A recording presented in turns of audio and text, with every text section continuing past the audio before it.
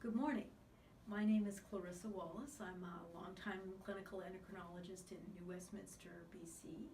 I am going to record a video of how to do thyroid examination today. I'd like to dedicate the video to my own teachers in Edmonton, Alberta in the 90s who showed me their methods.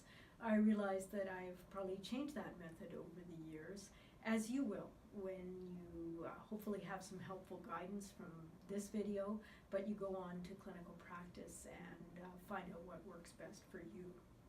So we'll start today by actually just looking at some quick anatomical model for orientation, and then we'll be joined by a patient to do the physical exam in person. So firstly, a model of the thyroid.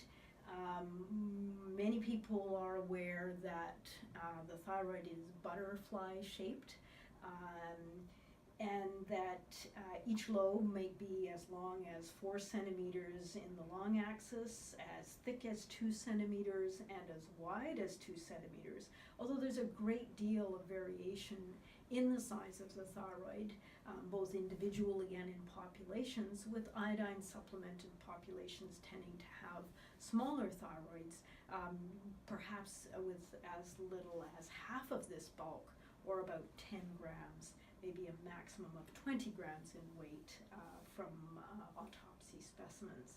So we get this idea of a butterfly shape, but there are certainly variants.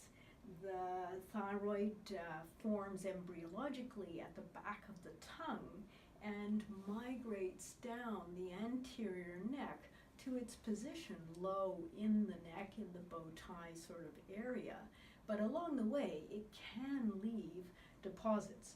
So here is a thyroid of about the same size and shape as before, but with a so-called pyramidal lobe as a remnant of that migration. For an unlucky few, there can be a remnant farther up in the neck called a thyroglossal duct cyst, which is often a prominent bulge at about the level of the thyroid cartilage. And so that's another variant of how the thyroid can leave a piece behind in its embryologic migration. I wanted you also to see the thyroid in a model which showed the other structures of the neck. So if you can come closer, we'll have a look at the neck as a whole. Here is about the size and shape of the normal thyroid that I mentioned, but what's different actually in situ is that instead of being this bow tie shape which we imagine, the thyroid lobes are quite tightly wrapped around the rings of the trachea. And the importance of that is that when the patient swallows, that there will be an upward and downward movement with the swallow. And we know that the thyroid and the other structures of the neck that we'll come to will move with swallowing, but that anything in the lateral side of the neck, let's put a big lymph node under the sternocleidomastoid, and we can see an enlargement which we might imagine to be thyroid, but it will not move with swallowing. So you'll see when we come to the physical examination that the swallowing really helps us to identify, when we're looking at this area, what is thyroid and what is not. When we're landmarking the neck, then we would usually not be able to feel the hyoid, which is quite high up in the neck. It can be broken with strangulation. It's quite high in the neck. The biggest prominence of the neck, especially looking laterally, is the prow here, this Adam's apple in a man, of the thyroid cartilage. There's often a very easily palpable dip under the thyroid cartilage, or I should say inferior to the thyroid cartilage, between it and the cricoid, which is also often easily palpable in the anterior neck, this being the cricothyroid membrane.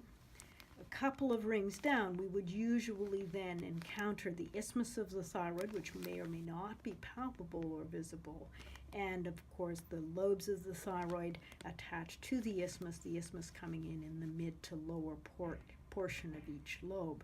But if we want to feel the lobes, we will have to make sure that we are wrapping the thumb quite closely around the trachea rather than palpating too far out to the side here, where the movement of the thyroid with swallowing would be partly masked by the overlying sternocleidomastoid. So again, examination of the thyroid means trying to relax these muscles and getting in right around the trachea to feel that lobe with swallowing. We're looking for the size and shape, as I mentioned, and texture as well, but we're also looking for the potential for there to be a nodule within the thyroid. And I just want you to notice that if the nodule is in the outer surface of the thyroid, then this is going to be fairly easily palpable with swallowing as being a distinct nodule of the thyroid. But remembering that if this nodule were actually to be in the posterior surface of the thyroid, that it may only be discernible as a general thickening of the lobe as opposed to a distinct nodule that we would feel much better if it were on the anterior surface. So you can see that although the thyroid physical examination is an excellent technique, it does have its limitations, and certainly thyroid ultrasound will always be much more specific and sensitive to nodularity, but perhaps too much so. There is a high prevalence of ultrasound nodules, and it's really these more clinically larger nodules that are more relevant to us in practice.